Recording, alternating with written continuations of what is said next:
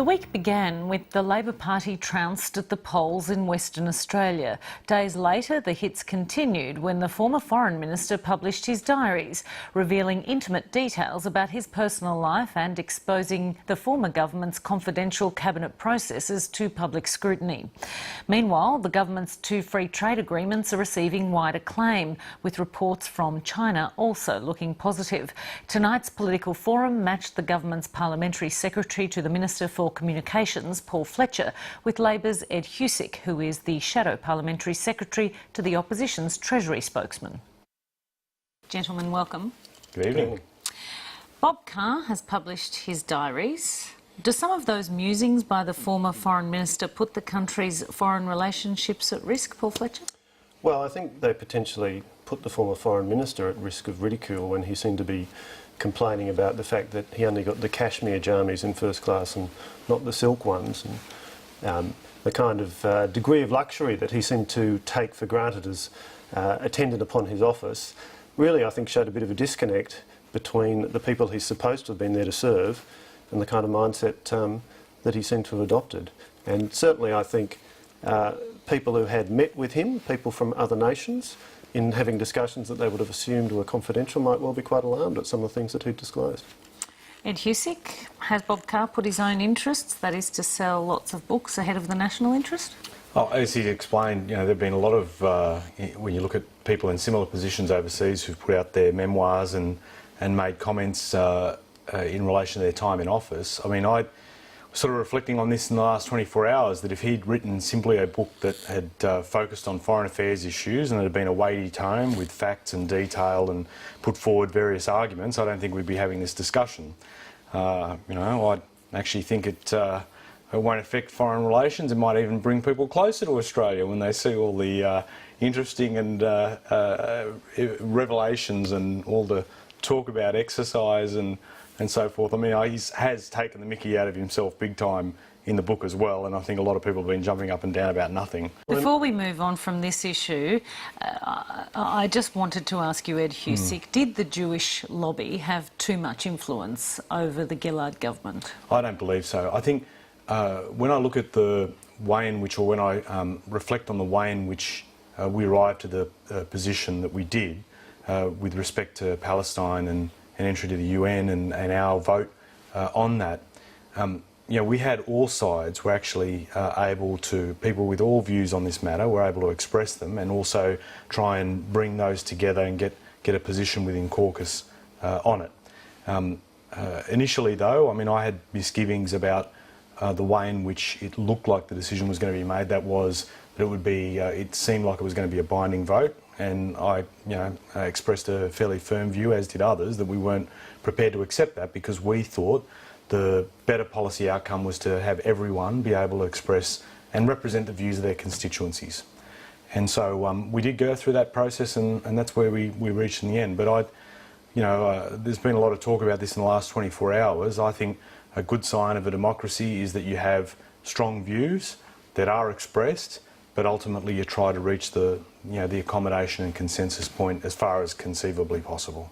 Let's move on. The Prime Minister is in China on a roadshow with 600 business people, state premiers. Paul Fletcher, is he going to come back with a free trade agreement with Beijing? Well, what the Prime Minister has said, what the Minister for Trade has said, is that is something that we want to work towards. That'll take some time, but we are focused on it. The previous government failed to achieve trade agreements with any of China, Japan or Korea. We've got on with the job. Within 6 months, we're in a position to say one signed, one agreed, and we're hard at work on the third.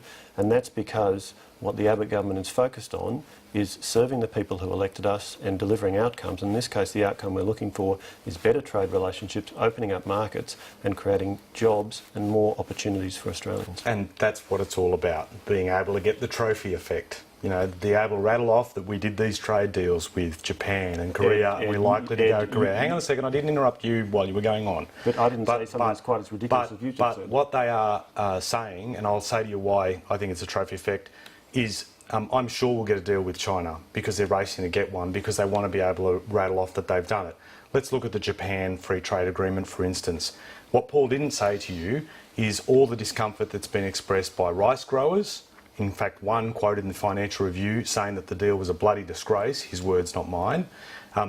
Sugar cane. Well, hang on a second. I know this is uncomfortable, but let's look at the overall. Wait up a second, Paul. Like, at least have some courtesy to listen to another side of an argument while you've been rattling it off. Let's look at beef, for example. And I'm also looking at, for example, dairy farmers who are unhappy about it. And I've mentioned rice growers and sugarcane growers, and even backbenchers who represent those growers upset about it as well.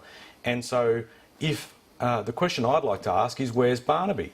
Because if we had put this deal up in government and he had all those constituencies upset, where's Barnaby Joyce representing their interests? Because it's clear that there's a great deal of discomfort about the failure of this deal to deliver. The premise of what you're saying is simply wrong. And in sector after sector... You can say that from Hornsby. Why don't you go out into rural Australia where they're actually saying these things and it's being repeated in the newspaper? I've been in rural Australia for the last 2 days. I was in Rockhampton yesterday. I was in Maryborough yesterday. These deals are good news for Australian agriculture. For 18 years to bring some of those tariffs down. Come on. It's better than what the US has managed to achieve. After a Labor government for 6 years failed to get these deals... And this is it. This is all about getting a trophy effect. Let's look at beef. Beef, the tariffs are going to come down by over 50%. What the NFF say? And it's been widely welcomed by those in the agricultural sector. Half of that reduction in beef is going to come down in 2 years. So this is a significant benefit for the beef industry. It's a significant benefit for a range of our agricultural exporters. Yeah. You've been having too much of the sugar that's stockpiling that won't get sold on this trade deal. But Ed Husic, hold on a moment. It is a little churlish for Labor to criticise the government when you did have 6 years to conclude the agreement yourselves. And I certainly would never apologise for the fact that I would not sign up to a deal for the sake of signing up to the deal if I thought our interests weren't being enhanced by that deal. But doesn't that enhance our interests? And no one producers... should. 18 years, let's pop a champagne cork over that. There are two potential explanations of what's going on here. Explanation one is that Labor said, oh, we're going to hold out... You do like hearing the sound of your own voice and interrupting all the time. We're going to hold out for a perfect deal. Explanation number two is that when it came to trade, as in so many areas, an incompetent government failed to get on with the job. You'd rather sell out for a dud deal, and Barnaby Joyce is absolutely mute on this issue. You failed to get the deal with own Japan. people have been sold out by the Liberal side of the coalition. You failed to get the deal with Korea. And you can just look across the Tasman at New Zealand and see how well they've done out of a free trade agreement with China. Good luck to them, they're doing well, but we need to be in that market capturing those opportunities. That's why Tony Abbott is in China. That's why Andrew Robb is in China. I'd rather advance Australia's interest than advance a trophy interest. Let's agree to disagree on that score. On the NBN, because we are going to run out of time. Well, that'll be less contentious. Paul Fletcher, will the Coalition's version be able to keep up with advances in technology over the next 20 years? Absolutely. The Coalition is delivering and will deliver a national broadband network involving a mix of fibre to the premises, fibre to the node and cable. We will roll out significantly more quickly than Labor ever managed to achieve. It was 2 years and you failed to keep your own promise. Number of premises passed at the election, 200,000 already, 340,000 in terms of brownfields fibre, I should say. So, and most importantly, getting competent people on the board. There were no people with telecommunications experience on the NBN board. But to be fair, Paul Fletcher, if you've got telecommunications experience in this country, doesn't necessarily augur well for what's happening into the future, because what's happened 10 years ago is going to be vastly different to what happens in the next 10 years, isn't it? Let's have people with experience. When you were in the telecommunications business for 8 years at Optus, and can you say that that experience translates to what's happening in the modern day? In the telecommunications industry, one of the big challenges is how you invest to take account of precisely that point that technology moves so quickly. And that's why we've got experienced telecommunications executive there now, including Bill Morrow, former chief executive of Vodafone in Australia and of Vodafone businesses around the world, very experienced executive, because that issue about how we invest capital to get the best result is They critical. don't need infrastructure people because they're not doing a build. All they have done since they've come in is complain and condemn and start reviews. You know, there should be less condemnation, more action by these guys. They should stop complaining and start building. But all they've done is they've picked up the blueprint, they've punched a hole through it, lifted it up and said, well, we can't build this. And what are they building in its place?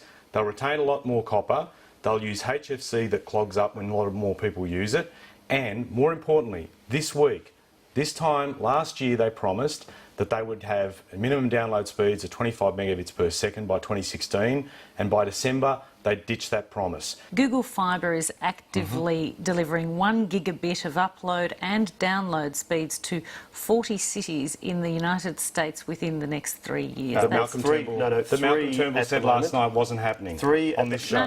There are 3 Google at the moment. Fibre says that within 3 years right now, they will have it's 3. It's Austin, 40. Texas. No, but I'm telling you It's what their Provo, aspiration yep. is versus the coalition's aspiration in this country. What you're offering is 10 times less than that in What we terms are of offering speed. is speeds much And faster than today. What a cracking deal. I'd like to quote you the Google Chief Financial Officer, Patrick Pichet, who recently said that his firm is working to boost internet speeds 1,000-fold because, quote, that's where the world is going. Are you sure Australia's not going to be left behind?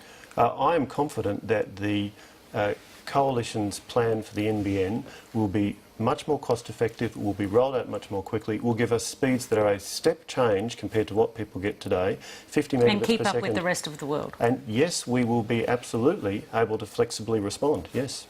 And a final word from you, Ed Husic. I visited Kansas earlier this year, seeing in there the optimism that will come from having a solid network in place, attracting new business in that part of Kansas the US. City in has Kansas 1 City. gigabit. Yep. One of the 3 cities. And where they are starting to do that, like for example Austin, other telcos are now trying to match them, like AT&T, trying to match them in terms of the speeds. In the States, they've had 100 megabits per second for ages and are laughing at us that we've got a debate about whether or not we'll get 25, and this side of politics is saying you don't need 1 gig when the US is gearing up 1 gigabit per second right now in various parts of the country. So, I mean, what the other side of politics is doing is condemning us to slower speeds, but importantly, crippling the emergence of our own digital economy here because we do not have solid infrastructure in place.